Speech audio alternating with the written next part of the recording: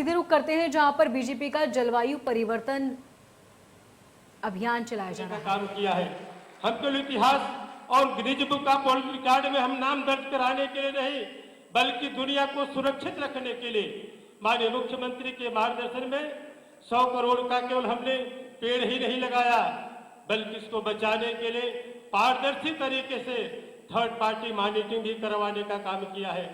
माननीय मुख्यमंत्री के नेतृत्व में हम बिजनौर से लेकर बलिया तक उत्तर प्रदेश के 27 जनपद के दोनों तरफ 10 किलोमीटर बड़े पैमाने पर वृक्षारोपण करा करके माननीय प्रधानमंत्री के सपने को सच साबित करने के लिए इस गंगा को अविरल और निर्मल बनाने के लिए माननीय मुख्यमंत्री के निर्देश में काम कर रहे हैं। लेकिन साथियों, जो कुछ हो रहा है केवल सरकारी अमले के नाते ही नहीं, जब तक इस प्रदेश के एक जन आंदोलन का रूप नहीं लिया जाएगा, इस प्रदेशवासी को जन सहभागिता का आकार नहीं बनाया जाएगा।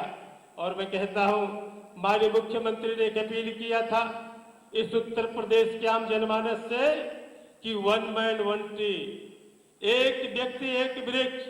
और यही कारण था कि वन विभाग और उत्तर प्रदेश के सभी 26 डिपार्टमेंट के कोऑर्डिनेशनीय सहयोग के बाद पूरे प्रदेश की जनता खड़ी हो गई और हमने गिनीज बुक में भी नाम दर्ज कराने का काम किया। एक दिन में 30 करोड़, आने वाले दिन में माननीय मुख्यमंत्री जी का जो लक्ष्य है 35 करोड़ का है, उसके आने वाले दिन में और उनका लक्ष्य बढ़ेगा।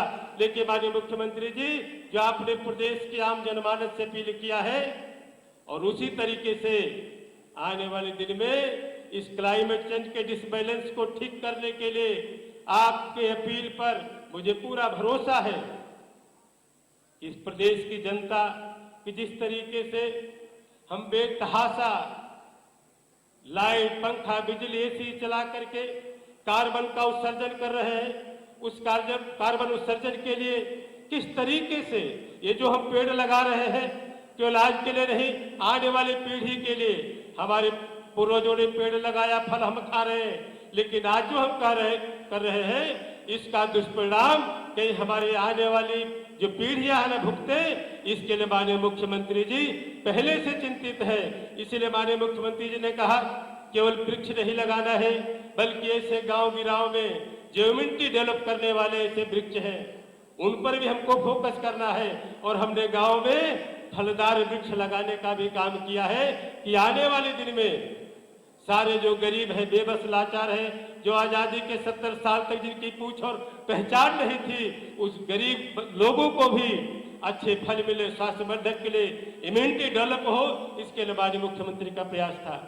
सही जन जो जिसके बारे में आज मेडिकल के क्षेत्र में बड़ी चर्चा है, माननीय मुख्यमंत्री ने कहा जो प्रधानमंत्री आवास उत्तर प्रदेश में सबसे बड़े पैमाने पे बने हैं, हर आवास के सामने 2 कम से कम वृक्ष जो सहजन के लगने चाहिए, जिससे इम्यूनिटी को हम डेवलप कर सके। ये हमारे मुख्यमंत्री की सोच है। माननीय मुख्यमंत्री की सोच के नाते ही आज हम उत्तर प्रदेश में एक ऐतिहासिक लक्ष्य की तरफ बढ़ रहे हैं। माननीय मुख्यमंत्री की चिंता बराबर रहती है। माननीय भारत सरकार के मंत्री हमारे बैठे हैं, हमारी एनजीटी के चेयरमैन हमारे बैठे हैं। मैं तो कहता हूं, जिस तरीके से माननीय मुख्यमंत्री ने कहा कि ज्यादा से ज्यादा पेड़ लगा करके जहां हमारे किसानों की आय को दोगुना करना है, वही हमें वुड बेस्ड इंडस्ट्री को भी बढ़ावा देना है। क्योंकि आने वाले दिन में ऐसे तमाम जो पेड़ है जो हमारे वुड बेस्ड इंडस्ट्री में काम आने वाले हैं, बड़ी तेजी से बढ़ने के बाद बड़े तेजी से और बड़े पैमाने पर कार्बन का अवशोषित करते हैं। और इसलिए हमें इस तरफ भी हमें ध्यान देने की जरूरत है। और मैं कहना चाहता हूं कि माननीय प्रधानमंत्री का जो सोच है कि आने वाले दिन में हम सोलर पावर की तरफ बढ़ेंगे, बड़े पैमाने पर जो 450 गीगावाट का जो लक्ष्य माननीय प्रधानमंत्री ने दिया है, देश का पहला प्रदेश उत्तर प्रदेश जो सबसे आगे तेजी से बढ़ रहा है। जहां 2017 में हम 250 मेगावाट के करीब थे, आज 1935 megawatt Uttar Pradesh solar power का प्रोडक्शन कर रहा है। और आने वाले दिन में 2022 तक हम इसे 1000 एक्स्ट्रा और सोलर पावर का हम प्रोडक्शन करने वाले हैं। इसलिए मैं कहता हूं, आप लोगों से अपील करना चाहता हूं, जो लास्ट इसका है, जो अंतिम लक्ष्य तक पहुंचने के लिए हमें ग्रीन हाइड्रोजन तक पहुंचना है, तो जिस तरीके से हमारे मुख्यमंत्री ने अभी 2019 में ही एक पॉलिसी उन्होंने जो लाया है ऑटोमोबाइल के लिए, कि उत्तर प्रदेश के 10 शहरों में लगभग 500 जगह पे हम इलेक्ट्रिक चार्जिंग का कार्यक्रम करेंगे। और आप देखते होंगे पूरे उत्तर प्रदेश के बड़े तमाम शहरों में हमारे इलेक्ट्रिक के व्हीकल चलना शुरू हो गए हैं। तो आने वाले दिन में जिस तरीके से हमारे मुख्यमंत्री ने देश के सबसे बड़े सूबे में, और ये सब तब संभव हो पाया है जब उत्तर प्रदेश से पहली बार न थकने वाला न रुकने वाला मुख्यमंत्री मिला है। और इसी नाते जो 100 करोड़ का लक्ष्य हमने पार किया है, माननीय प्रधानमंत्री को सपने को साकार करने के लिए जो अंतर्राष्ट्रीय चिंता है, इस क्लाइमेट चेंज के डिसबैलेंस को बनाए रखने में, ठीक करने में हम 100 करोड़ आज लगाए हैं। और आने वाले दिन में माननीय मुख्यमंत्री की सोच है केवल हम वृक्ष लगा करके जो बचाने का काम, और मैं तो बधाई देना चाहता हूं, पहली बार हमारी सरकार बनने के बाद माननीय मुख्यमंत्री के निर्देश पर पूरे प्रदेश में अवैध कटान को हम पूरी तरीके से रोकने में सफल साबित हो पाए हैं। और माननीय मुख्यमंत्री का कहना है कि जल है तो जीवन है, वन है तो हम है। तो आने वाले दिन में हमें जो भी आपका सपना है, आपका सोच है, आपके मार्गदर्शन में जो हम काम कर रहे हैं, निश्चित रूप से इस क्लाइमेट चेंज को लेकर जो अंतर्राष्ट्रीय समस्या है, जिसको लेकर हम सारे लोग चिंतित हैं, उस पर निश्चित रूप से उसका परिणाम सुखद होगा। इसके लिए हम लगातार हमारे मुख्यमंत्री के मार्गदर्शन में काम कर रहे हैं।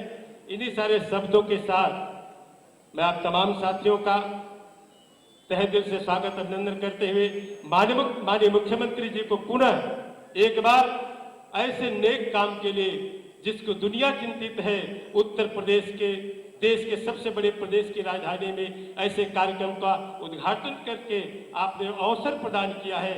आने वाले दिनों में जैसा एसीएस फॉरेस्ट ने बताया, कई सेशन, कई साइंटिस्ट विद्वान हमारे बीच में है।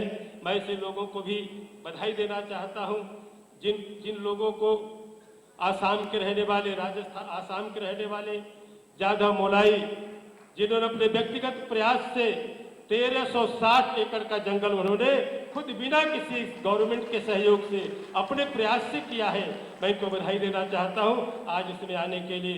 राजस्थान के हिम्मत राम भम्बू, जिन्होंने अपने प्रयास से बिना किसी सहयोग के, जिन्होंने पर्यावरण के क्षेत्र में ऐतिहासिक काम करने के नाते इन दोनों हमारे महापुरुषों को जो पद्मश्री से सम्मानित किया गया है, आज ऐसे अवसर पर इनका भी स्वागत करते हुए मैं माननीय मुख्यमंत्री को आज अपने कीमती वक्त, चूंकि लगातार मैंने कहा न रुकने वाले न थकने वाले मुख्यमंत्री ने ऐसे कार्यक्रम का उद्घाटन करके जो प्रदेशवासियों को संदेश दिया है कि आने वाले दिन में क्लाइमेट चेंज के डिसबैलेंस को ठीक करने के लिए शायद देश में उत्तर प्रदेश अगली कतार में खड़ा होगा। इस भरोसे के साथ मैं पुनः आप तमाम लोगों का स्वागत अभिनंदन करते हुए अपनी बात समाप्त करता हूं। जय हिंद, धन्यवाद। बहुत बहुत धन्यवाद माननीय। जीवन की रफ्तार अब बहुत तेज़ हो गई है और उससे भी ज़्यादा तेज़ है महत्वाकांक्षाओं की दौड़, और इन सब के बीच में हम पर्यावरण की अनदेखी कर रहे हैं, जिससे जन्म हुआ जलवायु परिवर्तन की समस्या का। समय है जागने का, सोचने का और करने का। मैं माननीय अध्यक्ष एनजीटी माननीय न्यायमूर्ति श्री आदर्श कुमार गोयल जी से अनुरोध करूंगी कि कृपया सभा को संबोधित करने की कृपा करें।